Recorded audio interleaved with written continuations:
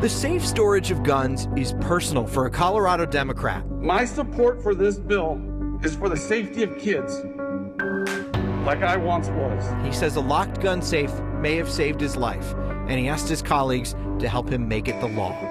Speaking of state law, Colorado could soon require businesses to take cash. You know, that paper stuff we always used to pay for things? It's the news no one wanted to hear about Casa Bonita, bankruptcy. But it doesn't necessarily mean an end to that delicious food. What the heck is that system Colorado's using to verify unemployment claims? Marshall answering another in a long list of your unemployment questions. I'm just happy that somebody called me back. Granted it was you, the news. It's not the news. It's next. To prevent unemployment fraud, the state now requires everyone seeking unemployment to verify their identity online. The whole process is called ID Me. It requires you to upload a picture of your license or your passport, also with your social security number, and take a selfie. Sounds like a great way to verify someone's identity, except it's not verifying some people's identity. Our Marshall Zellinger found out why. I've been shut out of it for the past 2 weeks. 1 to 2 business days has already been going on my 5th week. Terry and Lawrence are not verified. They may well be Terry and Lawrence, but the state needs them to be verified Terry and Lawrence by ID Me to keep getting unemployment benefits. That means taking pictures of your government-issued ID, taking a selfie, and entering your social security number. I submitted everything successfully.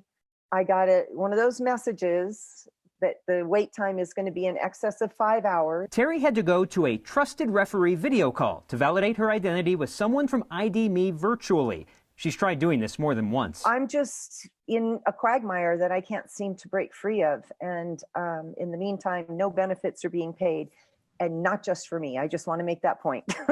There are many, many, many people who are dealing with this mess. Rent-wise, it's like I don't really know what to tell my landlord. I can't say, hey, can you wait another week? Like, just give me another week. Just give me another week. More stress for me there because, one, I'm not getting paid. Now I'm having to send my information somewhere and I don't even know where it's going. The user is providing consent for their information to be shared in order to gain access to their benefits. We never sell data to a third party, whether it's an advertiser or any other component. We never sell data. Pete Eskew is with ID Me, which is now providing identification verification for 25 states. And it turns out some of you seeking unemployment will fail the automated verification process through no fault of your own. There are 3 aspects that ID Me really uses to verify you are who you say you are. Your government ID, compared to phone records that your name and address are associated with, compared to your social security number. If you were, let's say, on your parents' family phone plan, or the credit bureaus have a different address for you than your ID, there's a better chance you'll have to be verified virtually. And so it's disproportionately impacting younger Americans or people that have not established credit records throughout the course of their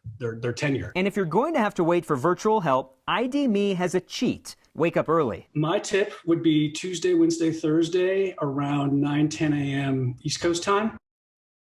Politics guy Marshall Zellinger reporting. The state says only 15% of people applying for unemployment have to use that virtual referee. Most people get through in just 5 minutes. We want to take a look at the latest COVID-19 numbers in our state. Hospitalizations are still headed in the wrong direction. We're at 429 patients now. That's up 8 from the day before. And it's the highest single-day total we have seen since mid-February.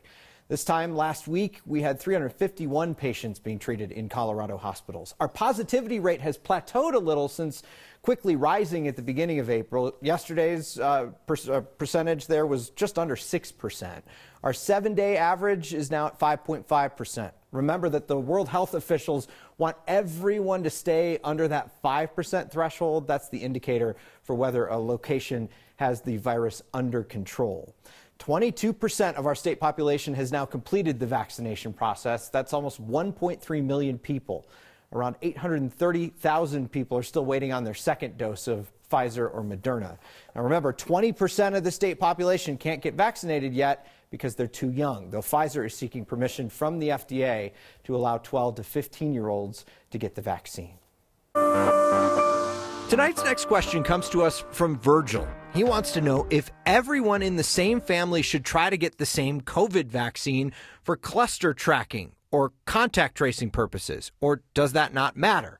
For an answer, we turn to Dr. Michelle Barron with UC Health. You should just get whatever vaccine is available to you. And so the nice part of it in the idea of that, oh, we all got the same vaccine, maybe it's because it's just convenient and you can tell somebody, oh, I know what it feels like.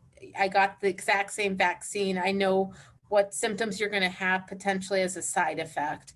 But at the end of the day, it doesn't matter. All of them are considered pretty much efficacious and work similar in terms of boosting the immune system against COVID. And the reason you don't want to delay is that every day you delay is a day you potentially could end up getting COVID. And so trying to coordinate it really shouldn't matter. You should just get what you have available to you as soon as possible. Efficacious is a fun word. For the second time in a week, Colorado lawmakers have passed new gun legislation. The Senate today passed a House bill that requires gun owners to use locking devices or gun safes to lock their firearms at home. If they don't, they could be charged with a misdemeanor. Last week, the House passed a Senate bill that requires gun owners to report to police when their gun has been lost or stolen. Democratic Senator Chris Colker spoke in support of the safe storage bill today, not because he believes it will save lives, but because he knows it will. In 1982, a young red-headed boy in the 4th grade was experiencing his first bout of severe depression. So severe, he was willing to end his own life. He went to his dad's unlocked gun cabinet with a glass door and grabbed his dad's gun. No more pain, no more self-loathing. Just squeeze.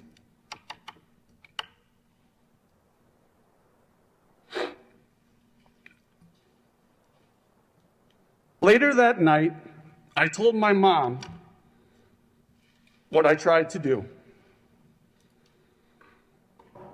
The next day, that cabinet has now been locked for 39 years. Senator Colker said 13 years later in his same town, a teenage girl wasn't able to stop herself like he did and took her own life. He says he doesn't normally like to share a story that personal in public, but the first time he did, a young man told him that it made a difference in his life. The bill passed 20-15. It now heads to Governor Polis's desk for a signature. Well, as the old saying goes, Venmo is king. Wait, that's not it. Sometimes I get all these expressions confused. I wish there was an app for that. So cash is supposed to be in charge, right? But fewer and fewer people carry it on them these days, and more businesses have shifted to card-only models, especially during the pandemic. A new bill making its way through the Colorado legislature would make that illegal. The House bill requires any retail business that offers goods or services to accept United States currency. It would apply to brick and mortar businesses that have someone accepting payment in person. Businesses that violate this could be fined $500. And the bill has already passed the House and passed through the Senate or through a Senate committee today. It now moves to the full Senate for a vote. You all have done some pretty impressive things on your way to raising almost $3.6 million through your Word of Thanks micro-giving campaigns. But I got to say that what you did this past week, I think, is one of your most admirable acts yet. Because at a time when so many Coloradans were asking, how can I get the shot? How can I get the shot? You also asked, how can I help other Coloradans get the same access to the vaccine and the same access to vaccine education? You raised more than $39,000 for the Center for African American Health. They're running COVID testing, COVID vaccines, COVID outreach and education, the one-on-one conversations that convince your neighbors that it's in their best interest and the best interest of our community to get as many people vaccinated as possible. Thank you for your work for vaccine equity this week, and I'll see you on Wednesday with our next idea. There could be sopapillas back in our lives relatively soon, even as Casa Bonita is filing for Chapter 11 bankruptcy. We asked what exactly that means for the Colorado Icon's future. 90s babies are a key demographic, so sometimes you got to shill for the audience and do a story about something they really care about. To our knowledge, is the world's only Pogs store in 2021. Next.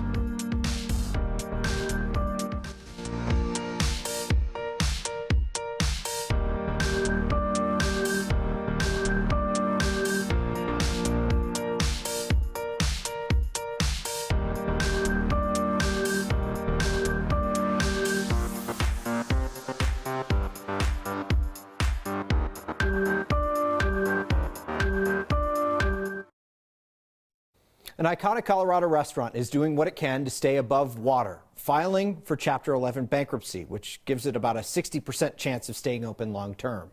Business took a cliff dive for Casa Bonita in March of last year. Back then, the famous restaurant on Colfax, known for its waterfall, festive decor, and all the references on South Park, it closed its doors. It has remained closed ever since. Now, according to a document from the United States Bankruptcy Court for the District of Arizona, Casa Bonita filed for Chapter 11 bankruptcy protection back on April 6th. It would give them the opportunity to try and reopen and make a go of it. How long would they be able to stay open, though? That is unclear. Chapter 11 gives the restaurant the opportunity to try to reorganize and work out an arrangement with its landlord to move forward. Companies have to provide evidence that they can make those payments and meet the requirements of the bankruptcy code and satisfy their creditors. 30 to 45% of cases don't make it. Unclear if reorganization has anything to do with food. Now, Casa Bonita actually filed under Subchapter 5 of Chapter 11, which in layman's terms means basically it makes it cheaper and faster for companies to reorganize. There's also a grassroots effort to try to keep the restaurant afloat. A group has started a GoFundMe. So far, it's raised a little over $16,000 of a $100,000 goal. The group behind that page is planning a Save Casa Bonita rally this Saturday in front of the restaurant. So, Steve, does that mean that lunch you owe me, that you were going to take me to Casa Bonita for, like, that's completely off? Like, yes. What? You have been talking about the food forever. I've never been there. What's up with that? Steve. All right, we've got mostly cloudy skies over downtown Denver after a beautiful weekend, and that mid-layer stratocumulus deck is going to stay in place. So look at these numbers. We should be close to 60 this time of year, but our high in Denver, 46, mid-50s down south, warmer up high and out across the western slope, temperatures near 70 in Grand Junction. All of that mid-layer cloud cover is beginning to slide east. There's a center of circulation up here that's going to send a series of little weather systems over Colorado. So we are embarking upon a cold, unsettled week of weather. Rain and snow showers are possible each day between now and Friday. Now, tomorrow morning when you wake up, this is 5:30 in the morning, there will be some foothill snow showers. One or two may drift over the urban corridor. Scattered rain showers over the southern mountains. Again, mostly cloudy. Should not be enough to impact travel on I-25 or I-70 in the morning. Grab a parka, grab a raincoat, and maybe an umbrella for the next few days, and some galoshes if you have them, because that's the kind of spring forecast we're looking at. In the next 24 hours, really very little, if any, accumulation. In the next 48 hours, maybe an inch of snow on the grass by Wednesday evening at 6 o'clock. But not a warm week here as we move through April. Mostly cloudy, an overnight rain or snow shower, a low around freezing. Tomorrow, temperatures in the mid-30s, mostly cloudy skies, a stray rain or snow shower. And this is basically your extended forecast. Rain and snow showers are possible Tuesday and Wednesday. Warmer with all rain Thursday. Couple inches of snow on Friday, probably the worst drive if it's bad Friday morning. And then we head you into a weekend with a slow warming and drying trend, sunshine and 50s as we get back into the second half of the weekend and early next week. Steve, I'm hungry. Mexican food sounds amazing. I need to go get galoshes Yes. and figure out how to spell that word at some point. Yes, if you you can do. spell it, by the way, hashtag hey next, no Googling. Yeah. Let's play a little round of what do you say? Tonight we're heading down to up to northwestern Colorado, I should say. The name of this Routt County town, it starts with a T. It is right there at the bottom of your screen, and our viewer Cindy wanted help pronouncing it. So we talked with two longtime residents of the Yampa Valley to say, what do you say? Toponus, and it has been pronounced many ways, but that is the correct one. It's not Tapionis or something like that. It is Toponus. Legend has that Toponus is the Ute word for sleeping lion. As you're coming down, going towards Toponus, off of Gore Pass, there's a hill in there, and the base of the hill you see is the body of the lion.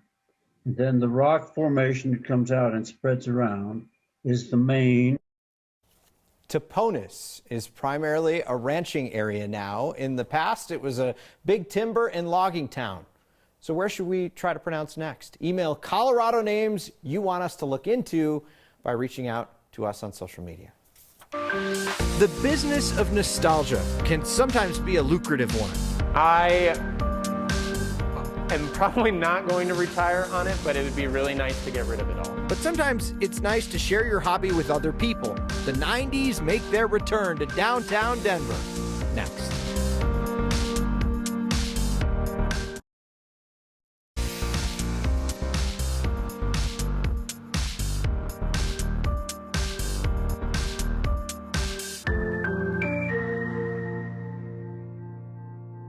Ah, nostalgia. Feels good right now, doesn't it? Spreading that feeling was part of the inspiration for the next experimental art exhibit at the Understudy Art Space in downtown Denver. Pogs, they're really a great example for this very human tendency for us to prescribe meaning to these meaningless objects. My name is Zach Rainey. I'm a fledgling Pog salesman. The Denver Pog store, which to our knowledge is the world's only Pog store in 2021. It's a store, it's an art piece, it's whatever you want it to be. Pogs were a collectible game in the 90s. You put all the Pogs face down, and then you take a heavier Pog called a slammer, you throw it down onto them, and whichever ones land face up, you get a keep. So it's sort of like kid gambling. Then I was just cruising eBay. I stumbled upon this listing, and in the description it said, "Massive Pog archive, start your own store." And I was just thinking, what? Who in their right mind would start a Pog store in 2020? And that person ended up being me. Whatever you prescribe meaning to, you never know how long it's gonna last, and it might just be gone. So enjoy it while it's there.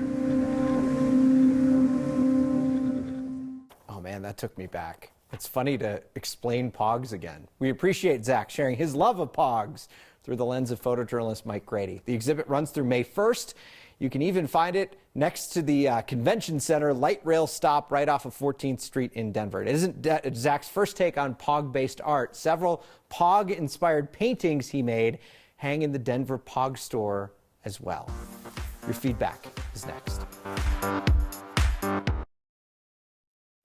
It's a sign that dumping in the wrong spot has some consequences. This is great. Gail spotted these dumping directions in Denver. No dumping in the dumpster in the driveway, or you could be fined $1,000. But you're fine to dump in the porta potty right next to it if you want. No fine there. Childish? Absolutely. Necessary information the public needs to know about? Absolutely. If you see a sign around town, send it to us. Email next@9news.com or get our attention with the hashtag HeyNext. I hope you laughed at that as much as I did.